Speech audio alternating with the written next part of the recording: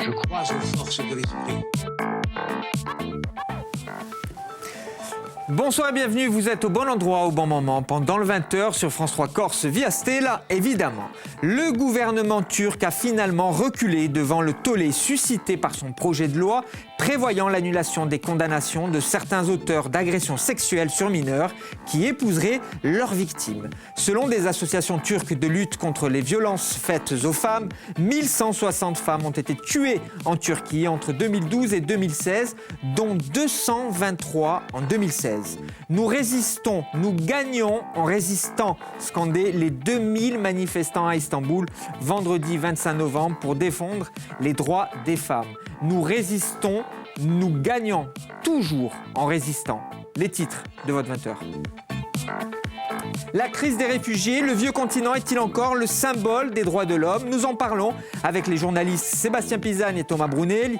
Aventurier sportif, il est surnommé le Dauphin Corse, Thierry Corbalan est l'invité événement de votre 20h. Bonsoir mon cher Thierry. Bonsoir Philippe. Comment ça va? Bien, merci. Merci de m'inviter. Je suis très heureux de vous accueillir. On se tutoie dans la vraie vie. Oui. Et on s'ouvre sur les plateaux de télévision, c'est la règle. Que voulez-vous? Mon cher Thierry, comment ça va? Très bien. Il y a quelques jours, notre chaîne a diffusé un film qui vous étiez consacré. Le film est en multidiffusion, vous allez évidemment pouvoir le voir. On va d'ailleurs voir quelques images durant notre interview. Je voudrais qu'on emprunte les sentiers de votre mémoire, qu'on regarde dans le rétro. Nous sommes en 1988. À Cannes. Vous partez faire une partie de pêche entre amis et ce jour-là, la foudre vous frappe et vous êtes amputé des deux bras. Vous avez 29 ans. Vous dites, même si la première fois que je me suis vu dans une glace, ça a été un choc, il fallait que je me réapproprie mon corps. C'est par le sport que cela s'est passé, Thierry? Absolument, oui. Déjà, grâce au sport, je suis en vie. C'est le sport qui m'a permis de résister à l'électrisation que j'ai subie de 25 000 volts. Et après, le sport m'a permis de pouvoir me réinsérer assez rapidement dans la société au milieu des valides. Le sport comme mode de vie, comme lien de sociabilisation avec les autres, c'est visible dans le film de Fabrice Marinoni, je l'ai dit, qui vous a été consacré. C'est le lien social par le sport, c'est ça qui est frappant. On va parler des défis. Des défis quotidiens, des défis du réel que vous vous êtes fixés depuis de nombreuses années, mais le lien social par le sport. Oui, absolument. Le sport permet, malgré un handicap, de pouvoir faire les mêmes choses que les personnes valides. Et c'est ce dont je me suis aperçu que je pouvais faire. J'ai commencé par la course à pied. C'est la première chose que je pouvais faire après mon accident. Et de suite, je me suis retrouvé au milieu du peloton avec les valides. Et puis, en faisant du sport, je ne me sentais pas handicapé. Et quand je fais du sport, justement, je ne sens pas mon handicap. Cela a changé le regard des autres et d'ailleurs, vous également, votre regard sur les autres, parce que au départ, je lisais ça dans une interview que vous avez accordée, c'était pas facile pour vous. Hein. Non, c'était pas facile. Le regard des autres. Déjà, moi, la première fois que je me suis vu dans une glace. Vous le dites, c'est ce que je disais. Ça a été un choc. Pour moi, évidemment. C'était un choc parce que c'est vrai que je suis resté allongé pendant plusieurs jours et le jour où je me suis vu devant une glace, ça a été un choc. Et puis après, le regard des gens aussi, c'était pas évident à accepter parce que mais maintenant, peut-être que les gens me regardent, ici, c'est petit. Après, j'ai fait pas mal de défis. Donc maintenant, quand les gens me regardent, je ne sais pas s'ils me regardent par rapport au handicap ou parce qu'ils m'ont vu dans les médias. Donc, on regarde vos yeux, Thierry, avant tout. C'est plus facile à accepter. Mais maintenant, moi, je suis passé à autre chose. Et même si les gens me regardent, ça ne me dérange plus. Les défis, parlons-en, si vous le voulez bien. Les défis sportifs, les défis de la vie, les défis du quotidien. Il y a cette rencontre avec Franck Bruno. Absolument. Avant de rencontrer Franck Bruno, déjà, je faisais pas mal de sport. Je faisais de la course à pied avec les valides. Et c'est Franck qui a perçu que je pouvais faire quelque chose pour les autres. Et il a vu que j'étais aquatique. C'est lui qui m'a dit, tu es aquatique, tu devrais faire quelque chose dans l'eau. On va expliquer aux téléspectateurs. Voilà, faire quelque chose dans l'eau, aquatique. Tu veux faire quelque chose dans l'eau. Et il m'a demandé de faire le premier défi pour son association, l'association Bout de Vie. C'est ce que j'ai fait. Puis tout est parti de là. Après, je me suis aperçu que vraiment, j'étais capable de nager longtemps. Et après, j'ai décidé de faire ma propre association et de faire des défis pour mon association. Et parlez-nous de votre association, justement, le Dauphin Corse. Il y a le site internet, ledauphincorse.com. Hein, Oui. il y a, pour suivre votre actualité, pour suivre l'actualité de l'association et pour être tenu informé. Oui, donc j'ai créé mon association en 2012, justement, pour aider les personnes malades et handicapées à se reconstruire. Et puis, pour cela, je fais des défis sportifs, donc justement pour donner espoir. Donc j'ai fait ma première traversée pour mon association en 2012. Rappelez-nous un petit peu cette traversée. Mais pour moi, c'était la plus longue. Hein. C'était entre l'île d'Elbe et la marine de Cisco. Donc une traversée de 60 km que j'ai faite en 15 heures et 50 minutes. En 15 heures et 50 minutes. Oui. Qu'est-ce qu'on se dit là quand on fait cette On traversée? pense à tout. Alors on imagine, mon cher Thierry, vous êtes là, seul. Qu'est-ce qu'on se dit dans la tête? Ben non, rien. Je pense à on des voit tas de quelques choses. images d'ailleurs. Je pense à des tas de choses. Je suis en pensée permanente, donc je ne vois pas le temps passer. C'est vrai? Ça paraît fou, mais c'est vrai, je ne m'ennuie pas dans le... On voit quelques images du documentaire qui vous a été consacré, je le dis, qui est en multidiffusion, en rediffusion sur notre chaîne. Le Dauphin Corse, l'ensemble de l'actualité, ledauphincorse.com. Le sport comme un mode de vie, si l'on doit retenir quelque chose de notre entretien, comme un mode de vie.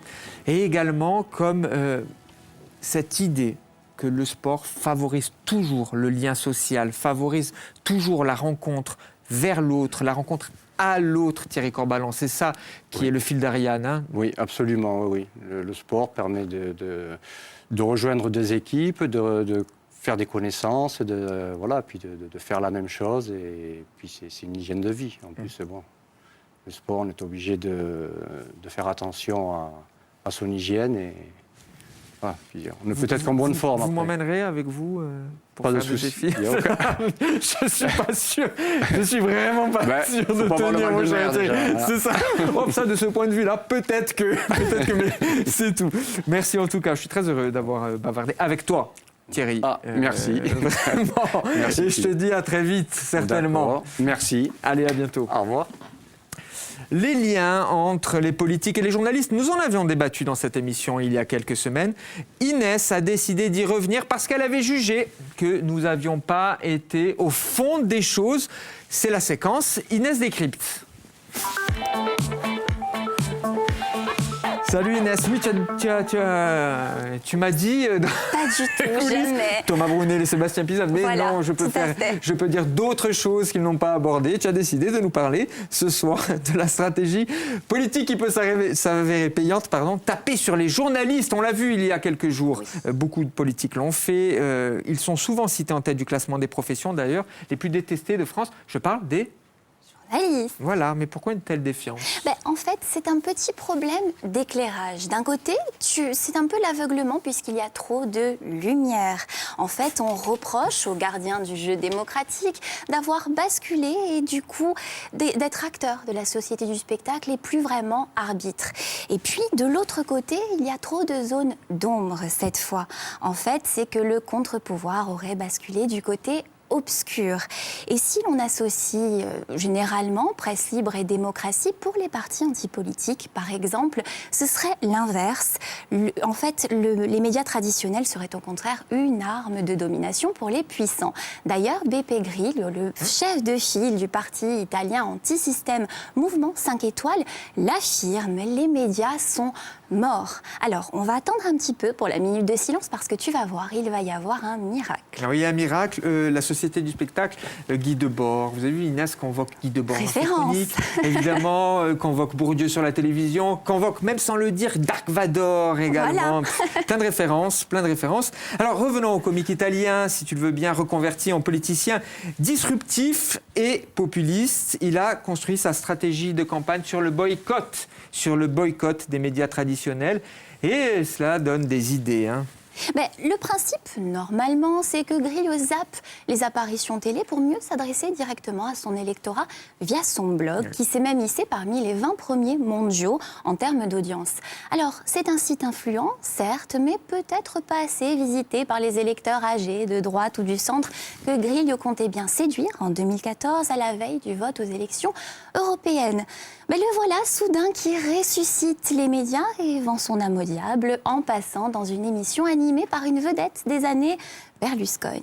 Ah, Berlusconi, on revient toujours à Berlusconi. Alors, la critique des médias, une rhétorique exploitée par les antisystèmes, vous le savez, mais pas seulement. Mais imaginons, tu fais toi-même partie de l'élite, mais tu veux sauver... Le gros mot, le gros mot. Le gros mot, En ce mais, moment. mais voilà, tu veux sauver ta tête face au couperet populiste entre percée du Front National en France et triomphe de Trump outre-Atlantique. Eh bien, c'est simple, tu fais semblant de faire ta petite révolution pour que surtout rien ne change. Tu protestes un petit peu face à l'autorité pour te glisser dans les petits papiers des électeurs. Bref, tu vas faire ton cinéma à la télé. Exemple, le dernier débat entre les 7 candidats à l'investiture des Républicains. Oui, le débat des primaires de la droite et du centre. Et d'ailleurs, NKM, Nathalie Kosciusko-Morizet, n'a pas manqué de le souligner au cours de la soirée. C'était lors de l'avant-dernier débat. Elle disait ceci: « Je sens qu'on est parti pour avoir des débats entre candidats et journalistes plutôt qu'entre les candidats. » C'est facile en fait. Ben, en fait, tu aurais déprogrammé le débat pour nous passer une petite rediff du grand cabaret qu'on n'y aurait vu que du feu. Tel un prestidigitateur ou un pickpocket, au choix, Sarkozy a pratiqué l'art de la diversion. Tu vois cette question gênante? Il va la faire disparaître. Interrogé sur les accusations de financement libyen de sa campagne, Nicolas Sarkoudini a jugé que Pujadas aurait dû avoir honte de sa question et d'oser, je cite, donner la parole à un menteur sur le service public. Voilà. Passons à la séquence finale, la battle freestyle, enfin les échanges libres, pardon. François Fillon avait donc vivement reproché à Pujadas une conception du débat en termes de spectacle et pas de fond. Bon, sauf que ce petit clash tenait de la mise en scène puisque les équipes de Fillon avaient évidemment validé le déroulement du débat en amont. Bon. La mémoire sélective, ça peut arriver à tout le monde. Et puis c'est vrai que Fillon, le showbiz, les people, tout ça, c'est pas vraiment son truc. Il le disait d'ailleurs dans Le Point cet été, les émissions, il les refuse lorsqu'on demande de faire du spectacle. Il ajoutait: le maximum de ce que je considère possible, c'est le grand journal et c'est déjà limite. D'accord? Donc, c'est pas toi qu'on a vu en train de te vendre il y a quelques semaines chez Le Marchand dans l'émission une ambition intime, papotant en sourcils et popote. Il a même dit que ça lui avait fait gagner des voix. Hein. Et j'y viens, en fait. Donc, c'est ça, il le disait. Après, dans Le Parisien, ça a incontestablement joué en sa faveur. Alors, du coup, vu que maintenant, il y a pris goût, il s'est habitué, il est décomplexé, on espère vite le revoir à nouveau sur la chaîne, défiler chez Cordula, peut-être, parce que, mon chéri, c'est vrai, on adore la veste réversible, ça marche très bien avec les paillettes, et c'est le dress code pour 2017. On fait le pari qu'il va faire Fillon, le candidat de la droite et du centre à l'élection présidentielle, va faire des émissions plus populaires. Oui, il y a des chances. Et on va y revenir d'abord. J'aimerais beaucoup parler un petit peu de l'homme et du politique. Ouais, on y reviendra, y compris sur les politiques insulaires. Méfiez-vous, très chers élus, très chers politiques insulaires qui traînaient du côté de l'Assemblée de Corse. Inès va décrypter votre style. Merci beaucoup, ma chère Inès. À bientôt. La crise des réfugiés, c'est le thème de notre débat du soir. Le dernier rapport d'Amnesty International est sans équivoque. Depuis plusieurs années, l'UE, qui compte plus de 500 millions d'habitants et qui constitue l'ensemble politique le plus riche de la planète, s'est montré incapable d'apporter une réponse cohérente, humaine et respectueuse des droits humains dans la crise des réfugiés. Se pose donc la question, avec la crise des réfugiés, le vieux continent est-il encore le symbole des droits de l'homme? Les points de vue de nos deux journalistes, Sébastien Pisagne et Thomas Brunel. Bonsoir, messieurs. Bonsoir, monsieur. Oui, on va revenir sur la crise des réfugiés. Le téléspectateur assidu pendant le 20h sait que nous l'évoquons souvent, notamment dans les éditos de début d'émission. Le vieux continent est-il encore le symbole des droits de l'homme ? Vos points de vue à tous les deux. Thomas, vous traitez souvent de ces sujets-là dans vos émissions sur RCFM, Méditerradio, Cantara. Est-ce que c'est un sujet qui anime, qui intéresse, forcément qui interpelle les journalistes avec lesquels vous travaillez ? Bien sûr, c'est la problématique numéro un, que ce soit dans Cantara, parce qu'il y a l'Égypte, il y a le Maroc, la Tunisie, l'Espagne aussi, et l'Algérie, et Méditerranée avec la Sardaigne et la Sicile, donc qui est quand même en première ligne. Et c'est vrai que ces sujets reviennent régulièrement et on a décidé d'ailleurs de faire des émissions spéciales consacrées à cette problématique. Et puis c'est un dossier, un sujet qui intéresse aussi les médias en général du bassin méditerranéen. Et l'année dernière, il y avait à La Valette, à Malte, une conférence de la COPEAM, donc qui rassemble les médias audiovisuels publics de Méditerranée, avec une conférence avec un thème, le traitement de cette information par les médias nationaux et internationaux. Et là, on s'est aperçu que finalement, ce traitement laisse vraiment à désirer, pas très objectif, au mieux partiel, ne serait-ce que dans la sémantique. Migrant, c'est quoi un migrant ? Un migrant, c'est quelqu'un qui quitte un lieu, un pays notamment, pour aller dans un autre d'une manière volontaire. C'est-à-dire, il a envie de partir et il s'en va. Ce n'est pas du tout le cas. Qu'on soit érythréen, qu'on soit syrien ou afghan, quand on quitte ce pays-là, c'est parce qu'on est en danger de mort, parce que votre famille est menacée et qu'on essaie d'aller ailleurs et d'être des réfugiés, de se réfugier dans un pays qui nous accueille. On en est à ce stade-là. Mais dans l'information, ces gens qui sont en exil sont considérés comme des migrants. Et souvent, quels sont les synonymes de migrants ? C'est terroristes, c'est voyous. On va parler de la jungle de Calais. Donc, il y a toute cette sémantique, ces termes qui sont employés, qui, déjà au départ, faussent complètement le dossier et l'analyse. Oui. Sébastien ? Oui, alors je ne suis pas aussi spécialisé que Thomas sur ce type de traitement, mais évidemment que ça interpelle les médias de l'ensemble du bassin méditerranéen. Je regardais, alors j'aime pas trop ce genre de comptabilité, 3800 morts en Méditerranée à la fin octobre depuis le début de l'année, c'est-à-dire qu'on a complètement dépassé déjà ce qui avait été observé, relevé en 2015. Donc c'est sûr que c'est devenu un sujet hyper récurrent et vraiment je rejoins Thomas sur la manière de le traiter parce que Dieu sait que dans cette émission on revient souvent sur la signification des mots. Alors bien sûr, il y a des gens qui se déplacent pour des raisons économiques, c'était déjà vrai hier, ça le sera aussi demain, mais on a tendance à rassembler dans un même ensemble aussi tous ceux qui quittent des pays en guerre et dans des cas de détresse extrême. Alors, ce qui nous intéresse également ici, dans cette émission ce soir, c'est d'évoquer le volontarisme politique et la place de l'Union européenne dans ce dossier, dans cette crise des réfugiés. Je voudrais juste, je sais, Sébastien, vous venez de le dire, les bilans, les chiffres, c'est pas forcément agréable, mais c'est important aussi pour contextualiser tout cela. Quelques données factuelles. Des dizaines de milliers de personnes fuient les conflits et la misère au Moyen-Orient et en Asie. Ils débarquent chaque jour pour emprunter la route migratoire des Balkans. Thomas l'a signalé. L'Union européenne a signé un accord avec Ankara en mars 2016 sur la fermeture des frontières sur cette axe. Depuis, 140 000 candidats à l'asile ont traversé la Méditerranée au péril de leur vie, vers l'Italie notamment. On voit bien ce qui se trame autour du bassin méditerranéen. C'est là où aujourd'hui il y a cet enjeu, cette crise migratoire. Mais je crois qu'il faut quand même faire un point sur la situation en général. Nous, on voit l'arrivée de ces réfugiés, de ces pauvres réfugiés, moi je dis. Mais on va prendre par exemple la Syrie. Que fait Bachar el-Assad ? Ah bien, Bachar el-Assad, qu'est-ce qu'il en fait de ces réfugiés ? Il en fait un instrument politique. Et ça, Marina Kalkoul, qui est politologue et qui est chercheur et spécialiste de ces régions-là, le dit dans ses ouvrages.